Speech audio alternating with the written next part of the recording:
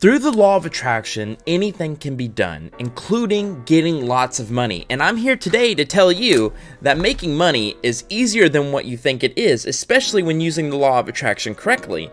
So today I'm also going to be talking to you about a story called The Bread Story. And it's kind of funny because nowadays bread is another word for money, but it is the bread story. So stick to the very end of the episode where I tell you 3 ways how you can start making money today. And these are actual things, not just me telling you to believe you have money. No, these are 3 ways you can start making money today. But before that, my name is Kai Valentine of KaiValentine.com, and I guarantee if you watch my episodes, you would think after the 60th video I would get this right.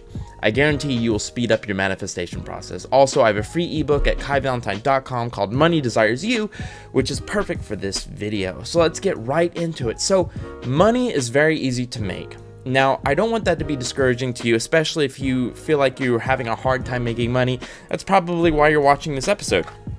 Don't worry, I've been there. I've had trouble making money, and it took the change in mindset in order to start, being afraid of paying my bills to I could really buy anything that I wanted to within reason. I could go out right now and buy a brand new Xbox One. My thoughts are video games, so whenever a new video game comes out, I buy it without even thinking about it. And I see a lot on Reddit and stuff, people are upset because they can't buy these things, and I can't fathom having that problem anymore because money comes to me easily and freely. And it took books like The Secret, Robert Collier's,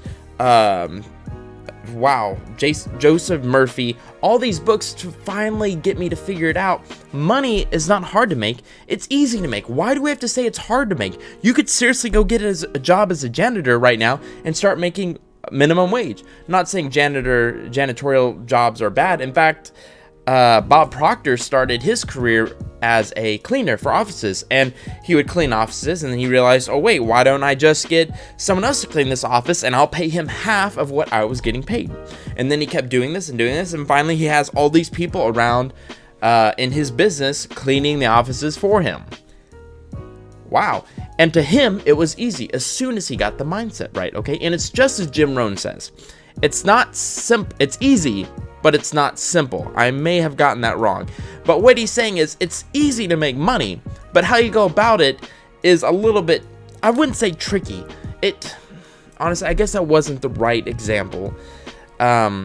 His is actually becoming a millionaire. It's easy, it's not simple. And what he means by it's not simple is you can't just sit around and expect amazing things. I am a proponent, and as well as many other law of attraction practitioners out there, are in favor of massive action.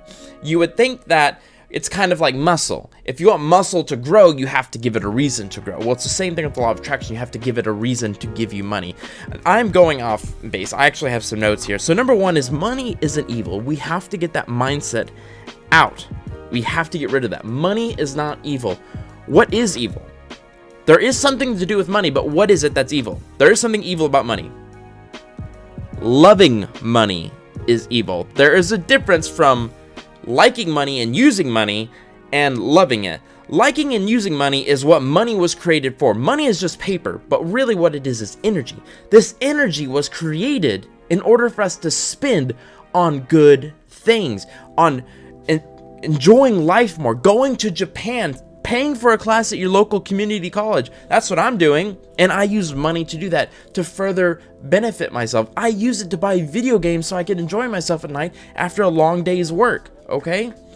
Money is not evil, but when we start loving money and we start putting it above God, above our family, and sometimes above ourselves, that's when money is evil. And it's not really money that is evil. It's what you're doing, it's what you're feeling, and it's how you're treating it that is evil.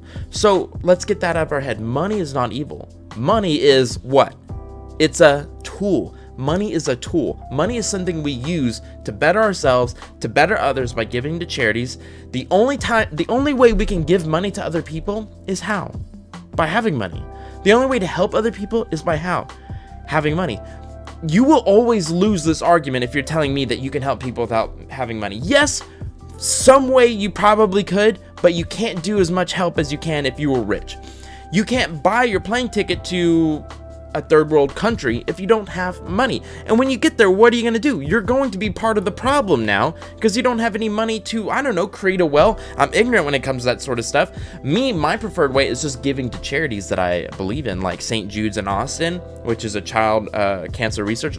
Huge proponent of that. Also breast cancer. So money is not evil. Number 2 is money is your friend and it's easy to get. When we stop believing that money is evil, okay, and we start thinking it's good, and then we go the complete opposite and believe it's our friend, and that money wants to be with you, which is our step 3, but we're going to stick with step 2, that money is your friend. Wow, now we're getting somewhere. So not only is money not evil, but it's a tool that is friendly. And we have to get that in our head that money, why our friends want to be with us, right? So money is your friend. And number 3 is money wants to be with you. Okay, money wants you to have it. Money wants to be spent.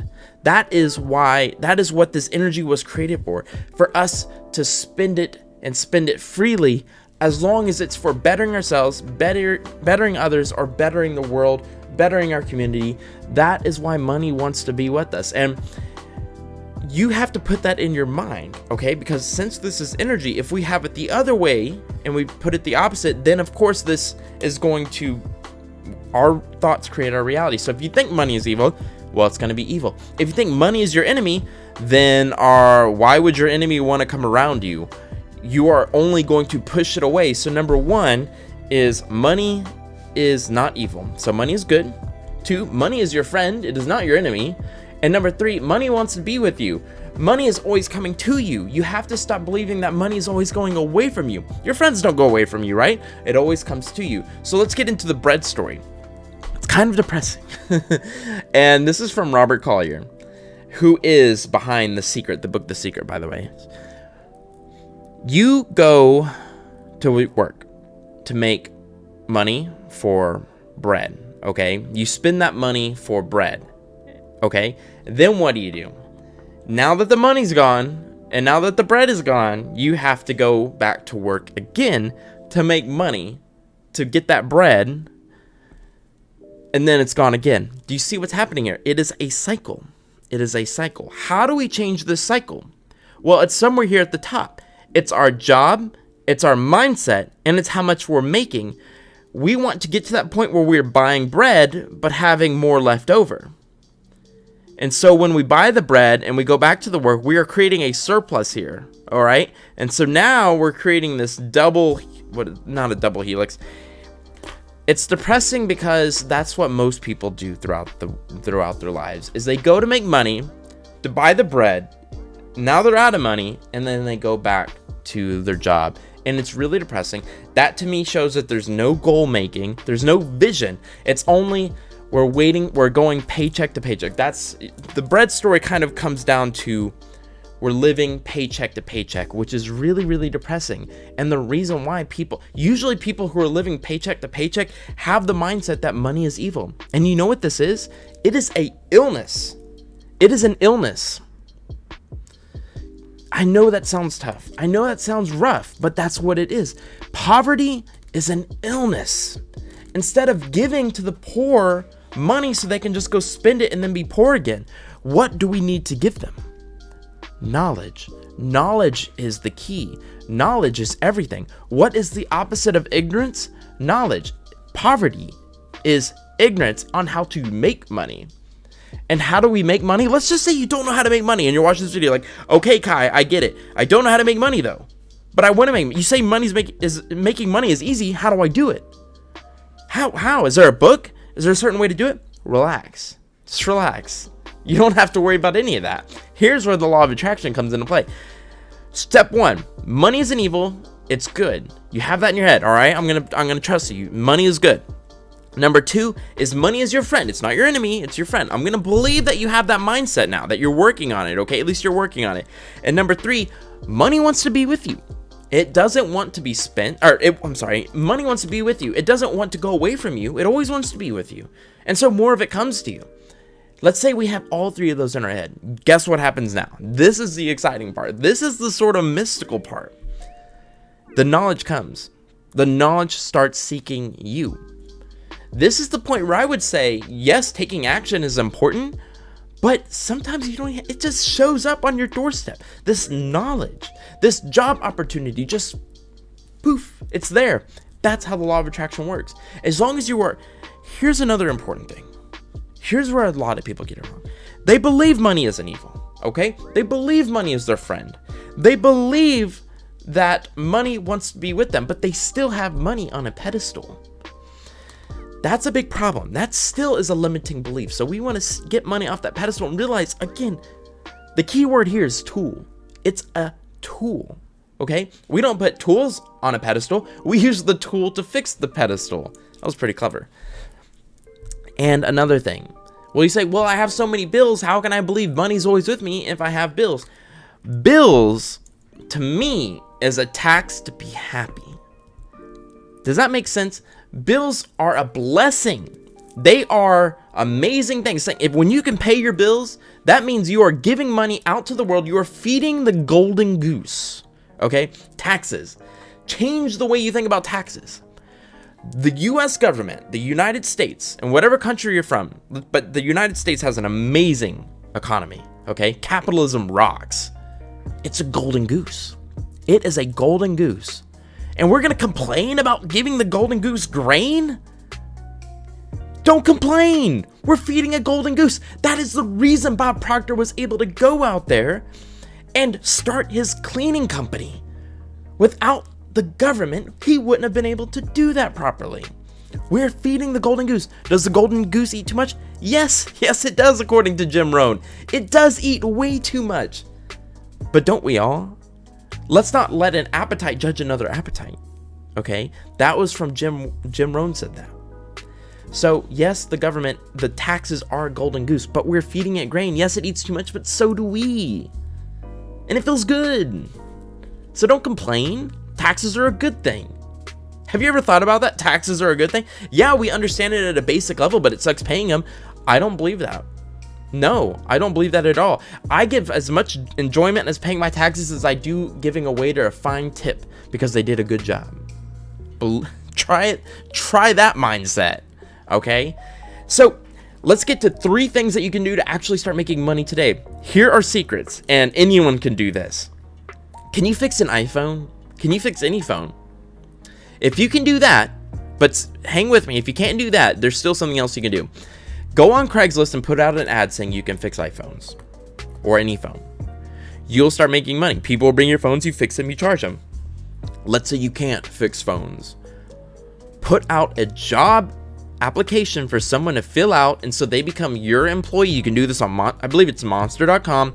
Put a job application on Craigslist. Make sure they can fix computers, phones, whatever. Hire them and then be generous and pay them half of what you're charging these people to fix it. You could even drive to it's even better if they live close to you, so you can drive, drop off the phone, pick it up the next day, or they come drop it off. You could set up, something like that. And boom, there's a brand new business that you started. Okay? That is so cool that we could do that. You have to start thinking this way. Okay? So if you can't do it, hire someone else to do it and pay them to do it for you and give them a percentage. Okay, and so the next thing I want you to do is start going to garage sales and yard sales. There are 2 free apps that you can get on your phone called Let Go and OfferUp. Get both of those, list it on these, and you start selling. You could even charge shipping and sell to the opposite side of the country. Okay, so let's say you pick up, I don't know, an old Power Ranger toy. That was the first thing that went to my mind. Power Rangers is one of my favorite things to watch. Sell it on Let Go, sell it on OfferUp. And you can just start using this money to get gas to go to more garage sales, yard sales. Estate sales is where you get into the big money, where you can start purchasing larger things and charging more for those. Okay, the next thing you want to do is, are you creative? Start getting into wood art, start getting into painting, start getting into anything like that. Start making necklaces, beaded necklaces, stuff like that. And start selling them on Etsy. Etsy does take a percentage. I believe it's 15%. I'm on Etsy. I'm on Etsy, Walmart, Wish, Amazon, Shopify. I do it all. Okay? Etsy is super fun though. And it has a really good audience. And not everybody really complains that much. So get good at painting. Start taking classes. Start taking wood burning classes or do it yourself. start whittling, learn something while you're at your other job, and then you can start selling these things on Etsy. So those are 3 things that you can start doing to make money. And those are basically off the top of my head over the afternoon. I just have a business mindset. I enjoy business. I love working in this capitalistic economy. It's so much fun because it's endless almost. The worst thing about it is I just don't have time to do all my business ideas. So that is it, guys. I hope you enjoyed this video. Please hit that like button if you did enjoy this video. And if you want to see more videos like this with my handsome, pretty face, you can subscribe and hit that bell notification so you are notified of more videos like this. And feel free to ask me any business questions down below. I do have a degree in business, but you do not need a degree in business to learn about business. In fact, it was just a very expensive wall mount, basically. Cost me $30,000 almost, and that's with the best scholarship to my university. Still $30,000. It's crazy. It's crazy. But that is it, guys, for this video. I hope you enjoyed it. Much love, Kai.